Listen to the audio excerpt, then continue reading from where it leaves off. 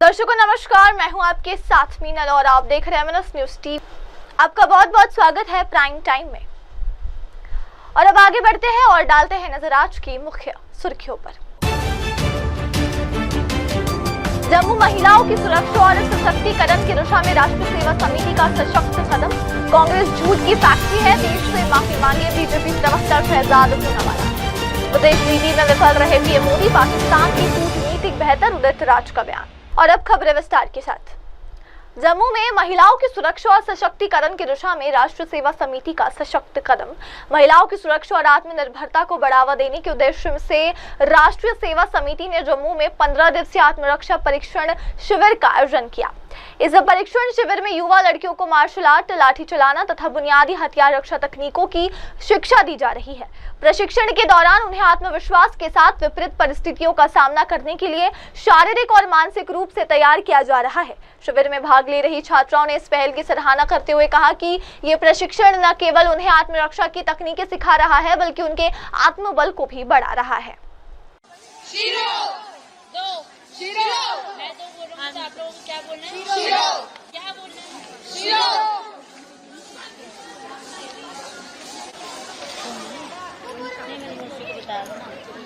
2 minute रुक जाओ, बस 2 मिनट।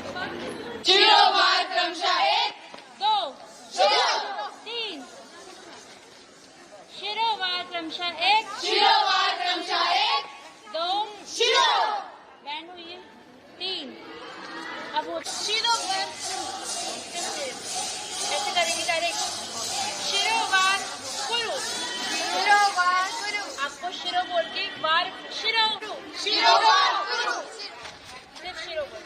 शिरोवार गुरु, शिरो शिरोवार गुरु। शिरो थोड़ा सा स्पेस बनाओ।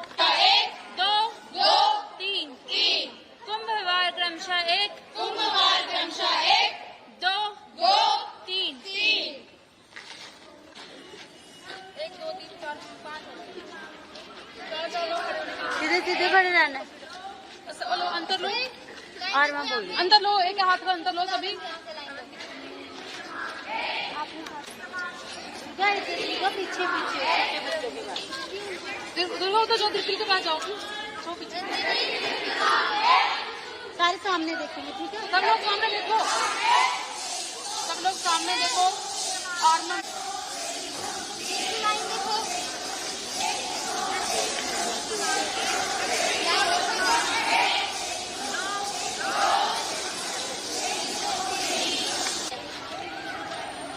टिकट नहीं करना कोई भी अपनी।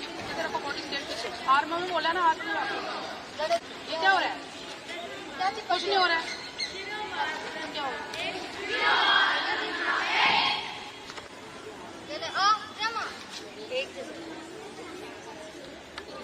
लक्ष्य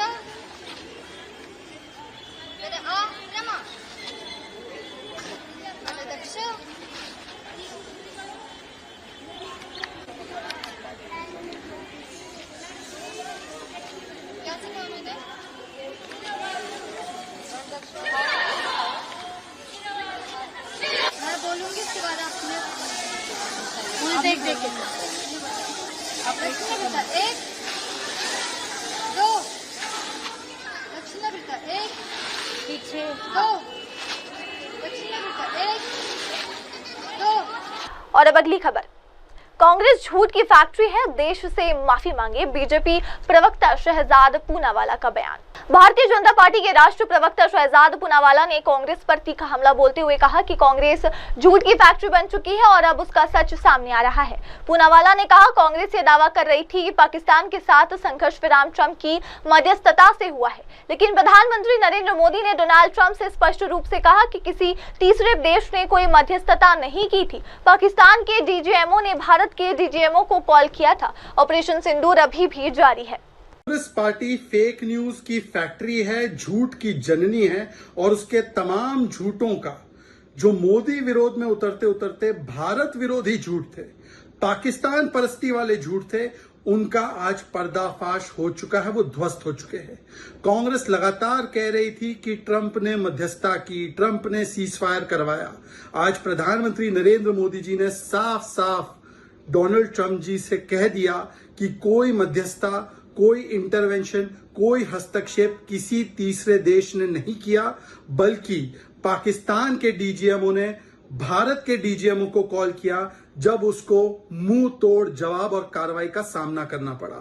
प्रधानमंत्री नरेंद्र मोदी जी ने साफ शब्दों में कह दिया, जो कांग्रेस कहती है ना कि हमने सरेंडर कर दिया, अभी भी ऑपरेशन सिंदूर जारी है और किस प्रकार से गोली का जवाब गोले से दिया गया और आगे भी गोली का जवाब गोले से दिया जाएगा।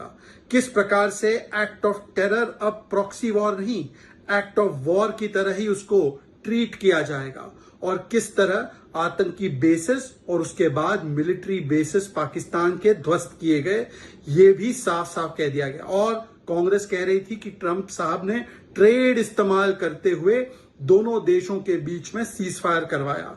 मोदी जी ने साफ कर दिया कि इस पूरे ऑपरेशन के दौरान कहीं पर भी ट्रेड का कोई जिक्र नहीं हुआ।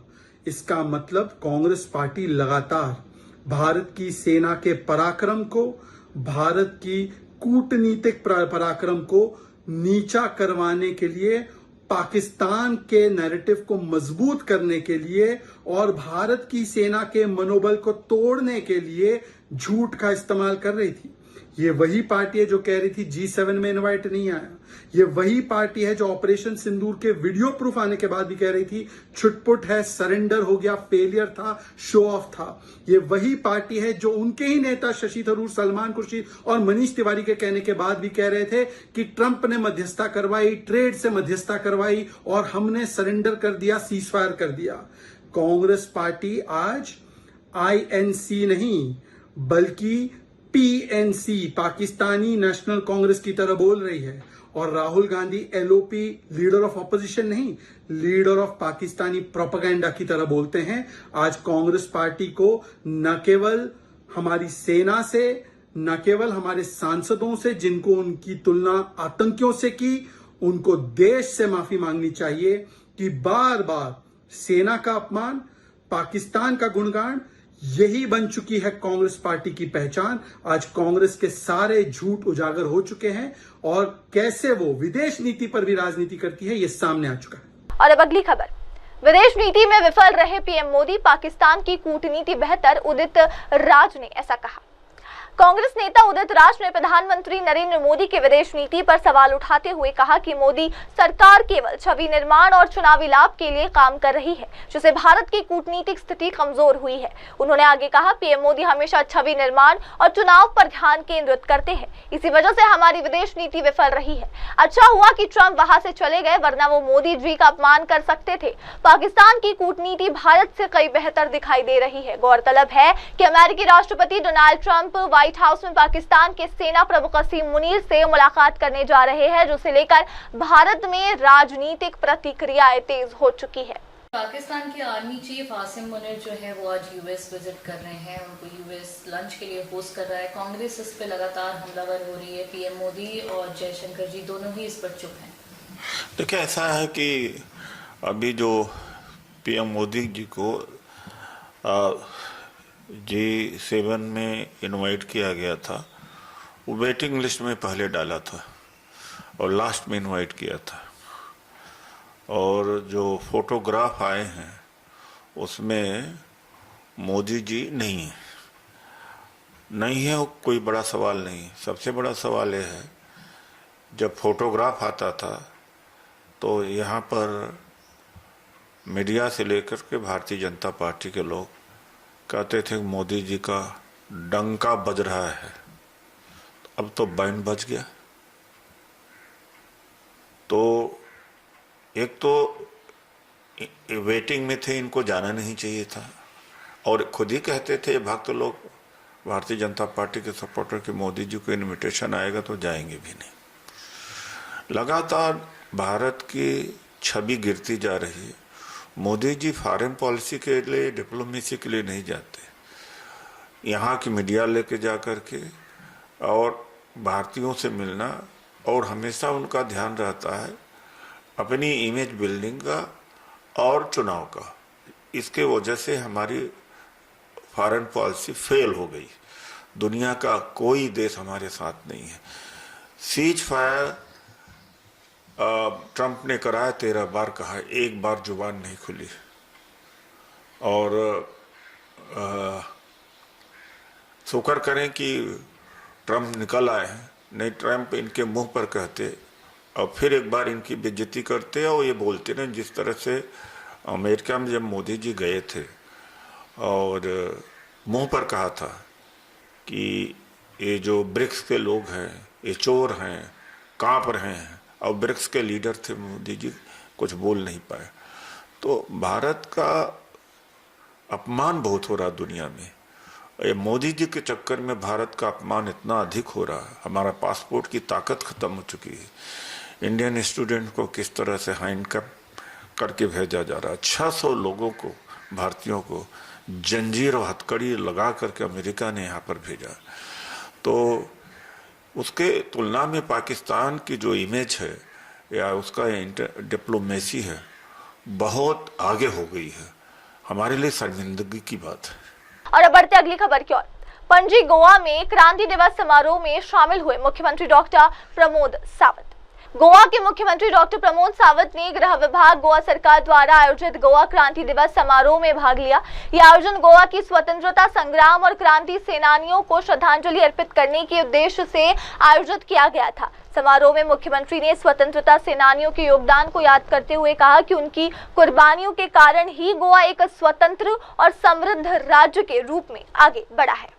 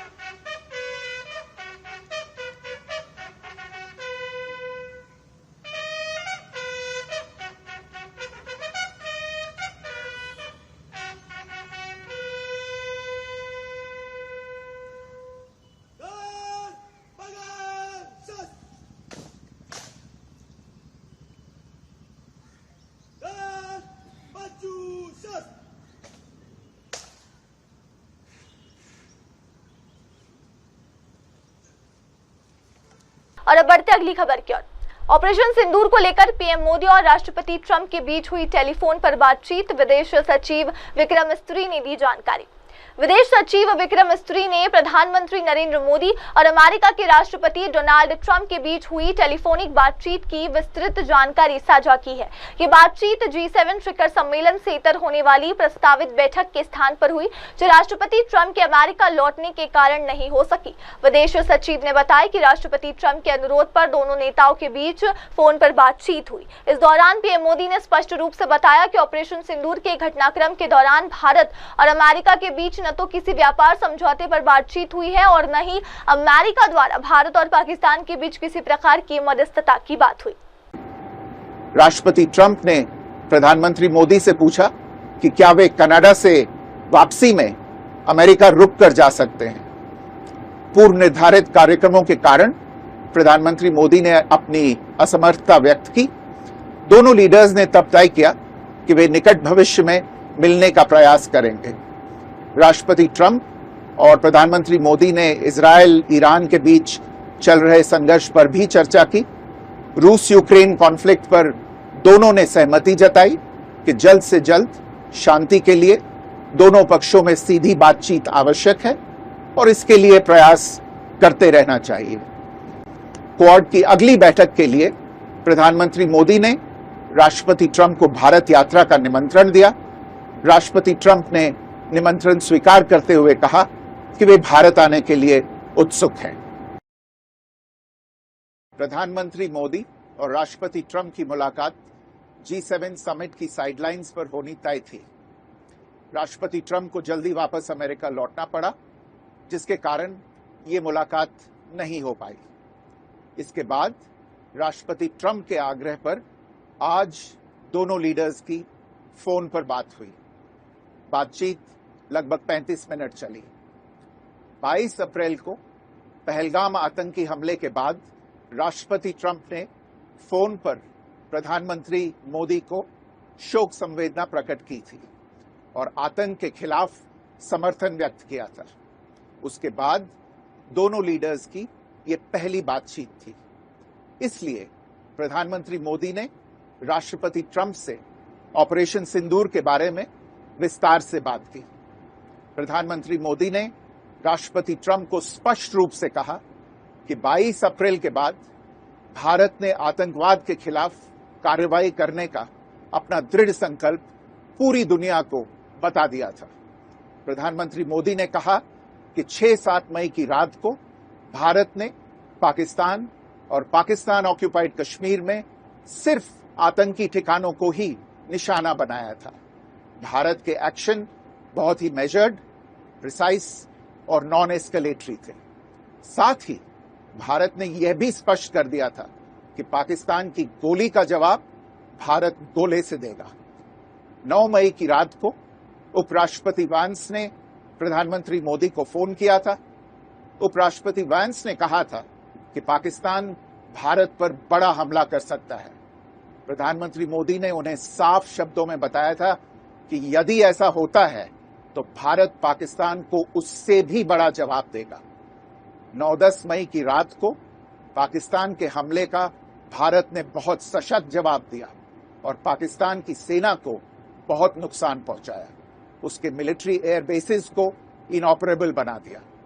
भारत के मुंहतोड़ जवाब के कारण पाकिस्तान को भारत से सैन्य कार्रवाई रोकने का आग्रह करना पड़ा।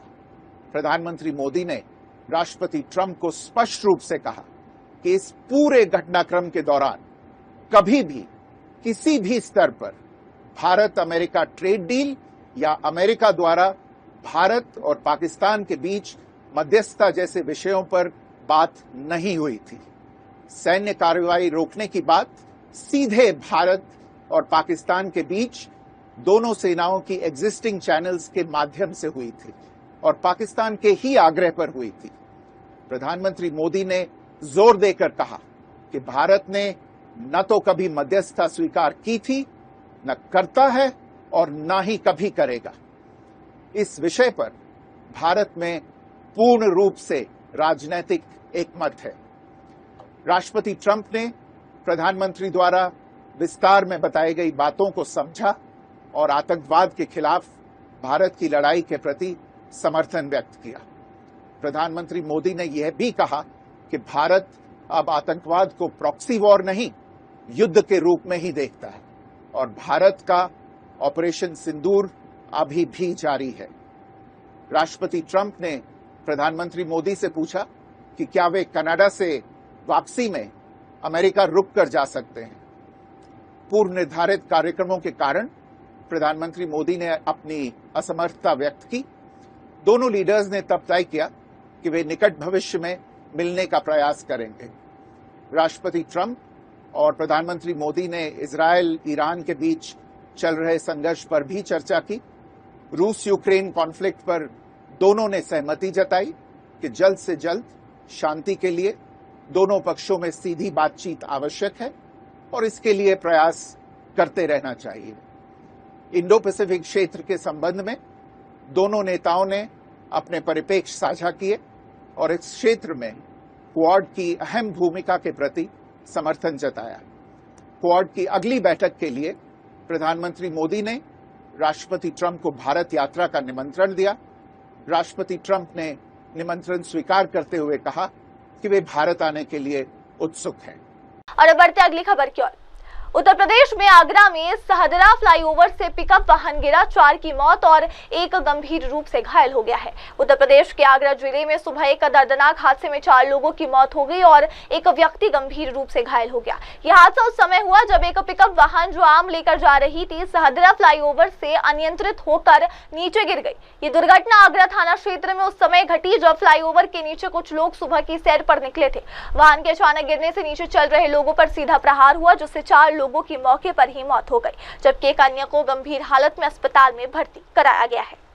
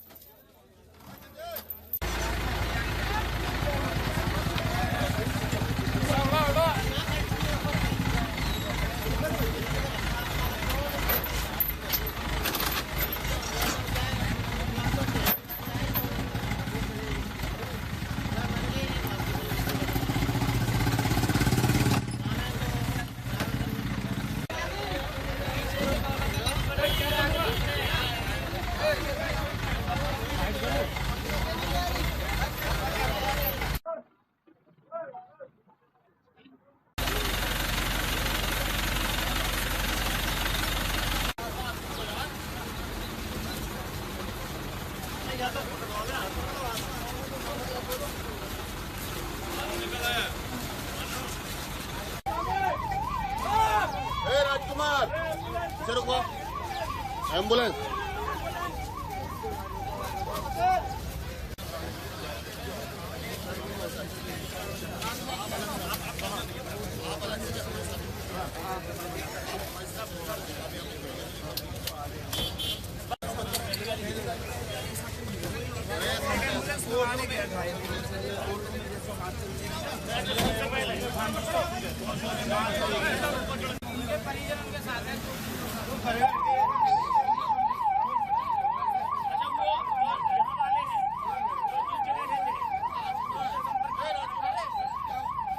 अब बढ़ते अगली खबर की ओर।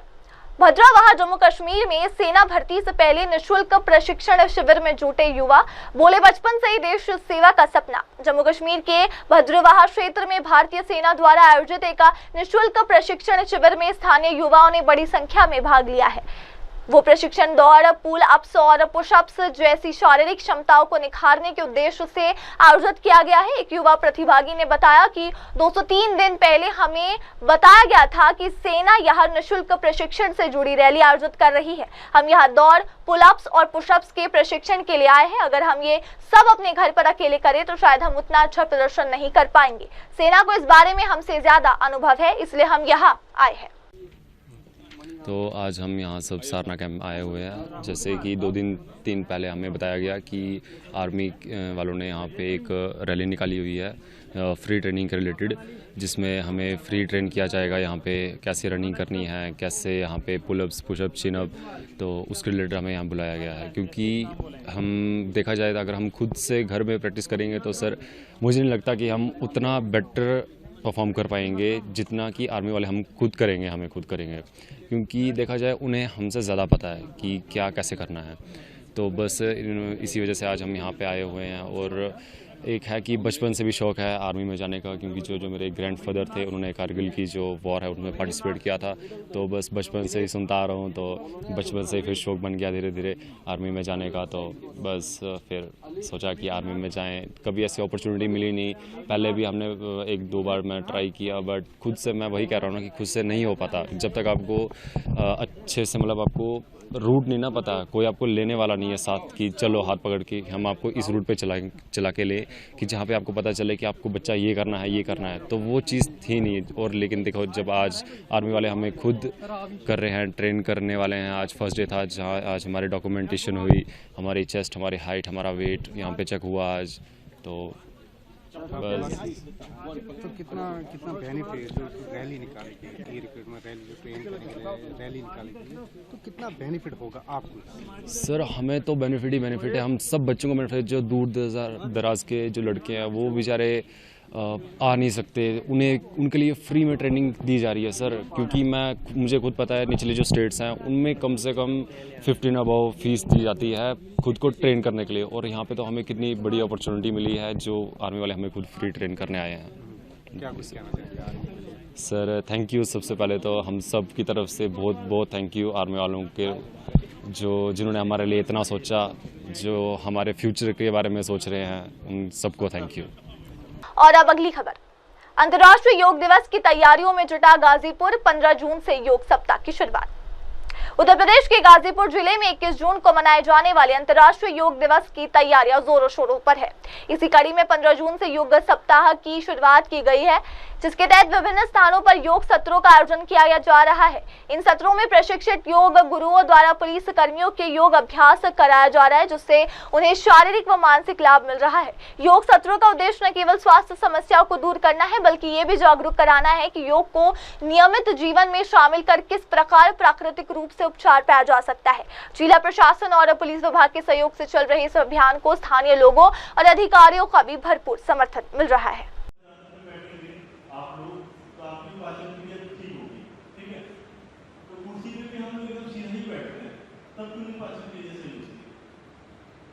सीधी करने से आपकी पाचन क्रिया सही नहीं होती।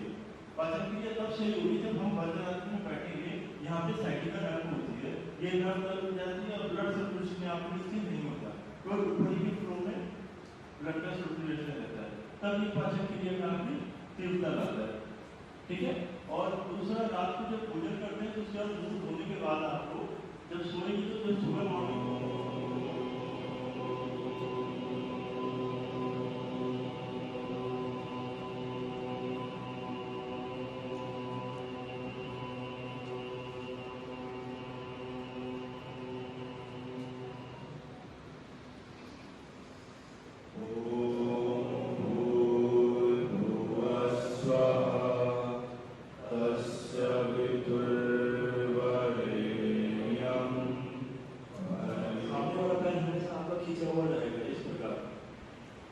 इससे पता लगेगा। जैसे हम लोग अपनी तरफ ऐसे खींच के रखेंगे तो कोई फर्क नहीं पड़ेगा, जब सामने खींच के रखेंगे तो नीचे के जितने लिगामेंट्स हैं ये आपके खुलेंगे, स्ट्रॉन्ग होंगे, मजबूती आएगी। ठीक है। और क्या करना है, एक हाथ से इसको प्रेस करना है, इस प्रकार एक हाथ से नीचे प्रेस करेंगे, एक हाथ से इसको पकड़ के रखेंगे पंजे को। ये सरल तरीका है आराम से करने के लिए। एक नीचे करेंगे, थोड़ा प्रेस करेंगे, नीचे दबाएंगे अपने घुटने को जमीन पे, एक दो हाथ ऊपर की ओर पूरा टच करेंगे। जिसका फैटी लिवर है, ये पेट जिसमें है, जिसकी चर्बी ज्यादा दिख रही है और थाइस के लिए बहुत ज्यादा लाभदायक है। 3 वे डाउन कर देंगे, पैर आपका दूसरा वाला हमेशा नीचे रहेगा।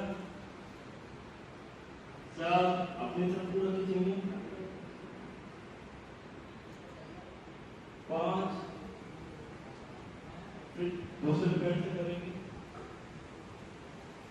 ये प्रोटोकॉल में है, ये मैं इसलिए करा रहा हूँ कि आपकी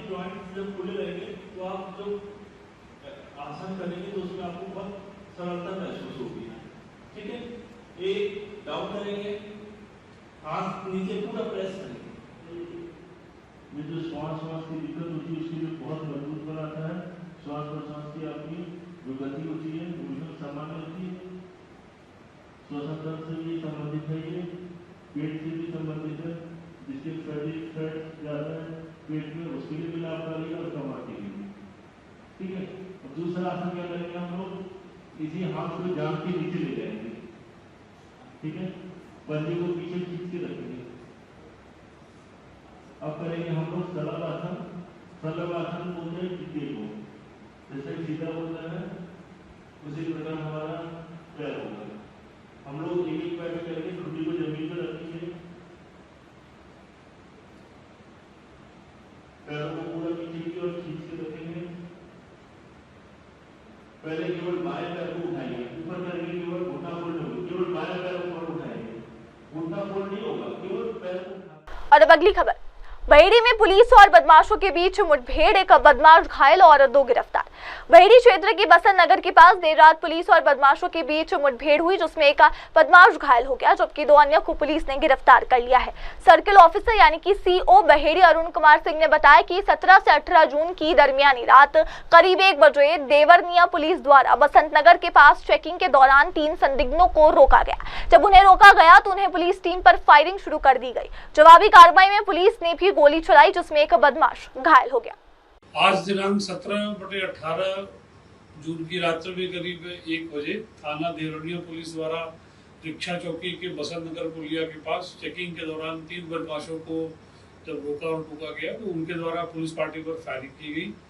पुलिस द्वारा की गई आत्मरक्षार्थ फायरिंग से इन बदमाशों में से एक दानिश नाम का बदमाश मौके पर घायल हो गया है। शेष अन्य 2 बदमाश जमील और परवेज, इन तीनों को पुलिस पार्टी द्वारा पकड़ लिया गया है। इनके कब्जे से 315 बोर का तमंचा और 2 अवैध चाकू और काफी सारा चोरी का माल भी बरामद हुआ है, जिससे यह स्पष्ट होता है कि यह शातिर चोरों का गैंग है जो कहीं से घटना करके आ रहा था, वो अन्य घटना करने जा रहा था। इस मुठभेड़ के दौरान एक आरक्षी रोहित भी घायल हो गया है। दोनों ही घायलों को तत्काल जिला अस्पताल उपचार हेतु रवाना कर दिया गया है। जो बाकी दोनों बदमाश हैं उनको थाने पर लाकर उनसे विस्तृत पूछताछ अन्य घटनाओं के बारे में की जा रही है। इस समस्त घटनाक्रम के बारे में बीएनएस की आवश्यक धाराओं में अभियोग पंजीकृत कर आवश्यक विधिक कार्रवाई की जाए। अब बढ़ते अगली खबर की ओर। पीएम नरेंद्र मोदी और कनाडा के पीएम मार्क कार्नी के बीच द्विपक्षीय बैठक, वैश्विक सहयोग पर हुई चर्चा। प्रधानमंत्री नरेंद्र मोदी ने कनाडा के प्रधानमंत्री मार्क कार्नी से G7 सम्मेलन के दौरान द्विपक्षीय बैठक की। इस महत्वपूर्ण मुलाकात में दोनों नेताओं ने वैश्विक और द्विपक्षीय मुद्दों पर व्यापक चर्चा की और सहयोग को और मजबूती देने के संकल्प को दोहराया। बैठक के दौरान प्रधानमंत्री मोदी ने कहा, आज G7 के भीतर भारत द्वारा अपनी G20 अध्यक्षता के दौरान रखी गई मजबूत नींव को आगे बढ़ाने और क्रियान्वित करने का एक बड़ा अवसर है। भारत हमेशा से ऐसे अवसरों का उपयोग वैश्विक हित के लिए करने को उत्सुक रहा है और आगे भी रहेगा। उन्होंने ये भी कहा कि भारत और कनाडा के बीच कई क्षेत्रों में सहयोग की व्यापक संभावनाएं हैं। भारत में कनाडा का महत्वपूर्ण निवेश है और वही भारतीय मूल के लोगों ने भी कनाडा की धरती पर उल्लेखनीय योगदान दिया है। एक्सेलेंसी, मैं आपका बहुत बहुत आभारी हूं कि आपने G7 में भारत को निमंत्रित किया और मेरा भी सौभाग्य है कि मुझे 2015 के बाद फिर से एक बार कनाडा की धरती पर आकर के कनाडा के लोगों के साथ जुड़ने का एक अवसर मिला है। भारत दुनिया की सबसे बड़ा लोकतांत्रिक देश है। पिछले दिनों G20 समिट की अध्यक्षता के रूप में भारत ने विश्व के लिए अनेक उपकारक ऐसे इनिशिएटिव लिए हैं। आज G7 के अंदर G20 में भारत ने जो मजबूत नींव रखी है उसको एक प्रकार से नए स्वरूप में G7 में उसके एग्जीक्यूशन की दिशा में ले जाने में एक बहुत बड़ा अवसर है और भारत इस अवसर का उपयोग ग्लोबल गुड के लिए करने के लिए हमेशा इच्छुक रहा है, आगे भी इच्छुक रहेगा। भारत और कनाडा के संबंध अनेक प्रकार से बहुत ही महत्वपूर्ण है। कनाडा की अनेक कंपनियों का भारत में निवेश है। भारत के लोगों का भी कनाडा की धरती पर बहुत बड़ा निवेश है। लोकतांत्रिक मूल्यों को समर्पित कनाडा और भारत मिलकर के लोकतंत्र को मजबूत करना होगा, मानवता को मजबूत करना होगा, हमारे रिसोर्सेज का ऑप्टिमम यूटिलाइजेशन कर करके मानव जात के कल्याण के काम में कैसे ला सकते हैं, उस दिशा में हम प्रयास करते रहेंगे। और मुझे विश्वास है कि प्रधानमंत्री जी के चुनाव के बाद मुझे पहली बार मिलने का मौका मिला है, तो इस चुनाव के भव्य विजय के लिए भी मैं उनको बधाई देता हूं और आने वाले कालखंड में उनके साथ भारत और कनाडा मिलकर के अनेक क्षेत्रों में प्रगति करेंगे। बहुत बहुत धन्यवाद। और फिलहाल बस अभी के लिए इतना ही। अब लेते एक छोटा सा ब्रेक के बाद देखेंगे और जानेंगे देश दुनिया की तमाम बड़ी खबरें। तब तक के लिए आप जुड़े रहे मेरी सहयोगी शोभा के साथ और देखते रहिए MNS न्यूज टीवी। नमस्कार। हाय हेलो नमस्कार, मैं हूं पंकज विष्णु और आप देख रहे हैं MNS न्यूज। आप देख रहे हैं MNS न्यूज, सच जरूर।